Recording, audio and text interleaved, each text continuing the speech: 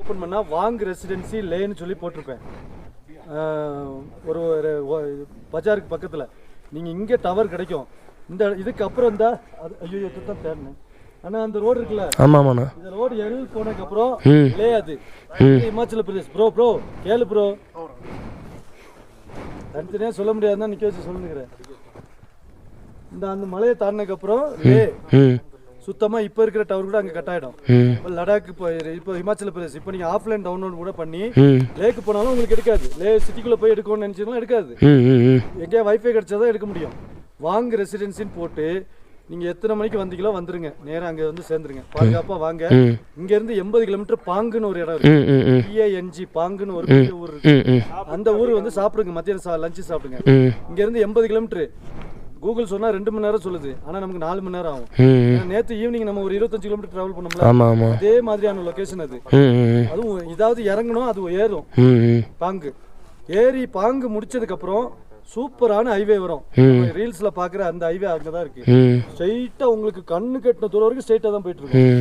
நீங்க 150 kilometre speed கூட ஓட்டலாம். அதுல என்ஜாய் பண்ணலாம், போட்டோ எடுக்கலாம், வீடியோ எடுக்கலாம், ரீல்ஸ் எடுக்கலாம், எல்லாம் பண்ணலாம். அதுல வர்ற லாரிக்காரன்ட்ட கொஞ்சம் ஜாக்கிரதையா இருங்க. லாரிக்காரன் ஏத்தல வர்றானா நம்ம எவ்வளோ லெஃப்ட் நீங்க முடியுமோ முடிங்க போயிருங்க. லாரிக்காரனை அனாவசியமா ஓவர்டேக் பண்ணாதீங்க. லெஃப்ட்ல தம்பி வந்து நேற்று லெஃப்ட்ல ஓவர்டேக் பண்ணி அவன் கோவப்பட்டான்.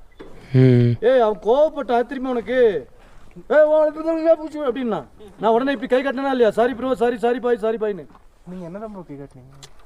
லாரிக்கு முன்னாடி போயிட்டு உன்னைய கை காட்டின முன்ன ஏன் போற அப்படின்ட்டு. அதுக்கப்புறம் லாரிக்காரன் முன்னாடி போய் லாரிக்காரன் சாரி கேட்டேன். அவன் திட்டினான். கேப் நல்லா இருந்தது, இரு போகக்கூடாது, அது கேப்பே கிடையாது. நீ கேப் அந்த கேப்லாம் நீ ஊர்ல நினைக்கிற அது நமக்கு ஆப்பு. சின்ன கேப் கிடைக்கும். ஆட்டோ சைக்கிள் கேப்ல ஆட்டோ விடுற மாதிரி விடாத. லடாக்கு அணைச்சி விட்டு போயிட்டே இருப்பான். சப்போஸ் நீ வந்து கேப்ல போய் அவனை கடுப்பேற்றணும், உன்னைய விட வேகமாக வந்து உன்னைய தள்ளி விட்டு போவான். மைண்டில் வச்சுக்கோ.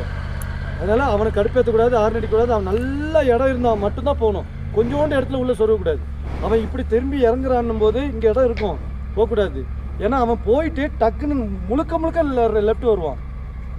புரியுதா அவனுக்கு? அவன் அப்படியே போயிடுவான்னு நினைக்கக்கூடாது. நமக்கு இவ்வளோ இடம் இருக்குன்னு நினைக்கக்கூடாது. ரைட் சைடில் ஓவர்டேக் பண்ணலாம்.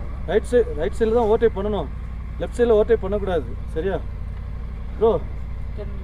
வாங்கு நல்லா கேட்டுக்கிறீங்க தம்பி. அந்த மேப், அந்த ரெசிடென்ட் மேப்பில் அவர் போட்டுக்க அவுட்டர் வர்றாங்களா இல்லையான்னு பார்க்க மாட்டேன். ஏன்னா நான் பாட்டு போயிட்டே இருப்பேன், எனக்கு முடியல. ஓகேண்ணா. நானும் உங்களை இன்னும் 8-9 நாள்